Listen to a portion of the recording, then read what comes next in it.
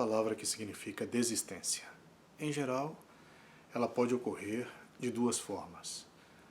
O aluno que desiste do caminho, quando não suporta as adversidades, as barreiras, ou mesmo descobre que não é o caminho que ele deseja seguir. E a segunda forma é quando o professor desiste do aluno. Nesta forma, em geral se respeitam duas etapas. A primeira é dada uma segunda oportunidade ao aluno.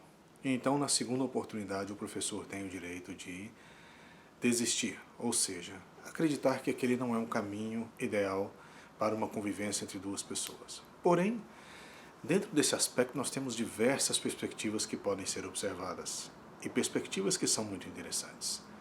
A função do professor como mentor, como tutor, de orientar, de estabelecer um ponto de comunhão aonde esse aluno vai crescer, vai se tornar uma pessoa melhor, uma pessoa mais bonita, e ao mesmo tempo ele é responsável por aparar as arestas, colocar os limites e estabelecer um certo padrão para que este conhecimento seja aprendido de maneira profunda. Principalmente nos dias de hoje, na era moderna, essa prática, ou vamos dizer assim, essa conduta, ela tem sido muito adotada pelos professores mais antigos. Talvez por uma preocupação em conservar tal como eram os ensinamentos, ou talvez por não interferir no caminho de uma nova pessoa, quando acredita que os caminhos já não estão em uma determinada harmonia, ou mesmo dentro da sua própria busca pessoal, quando acredita que aquilo pode ser um fator prejudicial para a relação ou para a sua própria existência.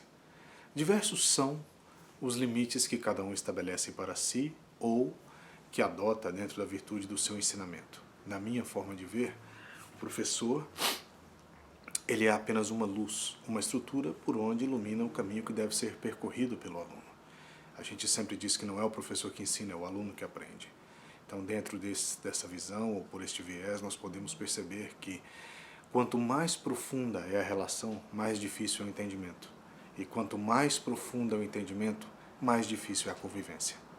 A convivência, no caso, principalmente da relação mestre-aluno, deve existir a partir do respeito e da abertura mental, consciencial, para que se possa compreender. Daí o respeito em dizer que este caminho é bom ou ruim para determinada pessoa, que este professor pode ser uma boa influência para esse caminho ou não estar à altura daquela pessoa. Todos nós, quando iniciamos um aprendizado ou iniciamos um ensinamento a alguém, nós perguntamos se isso está de acordo com a busca da pessoa. Porque a existência humana como um todo, ela tem que atender às necessidades primárias, que são as necessidades mais primitivas, Primeiro nós devemos transformar aquilo que é reativo em nós, para depois transformar as emoções e pouco a pouco ir transformando os sentimentos. Na ideia do professor que ensina, este também deve saber os limites, ele deve conhecer os limites do aluno, tal como os seus próprios limites. E quando isso não é atendido, ou quando isso não é absorvido por ambas as partes e não conseguem chegar a uma harmonia, então ocorre a desistência, ou por parte do aluno ou por parte do professor.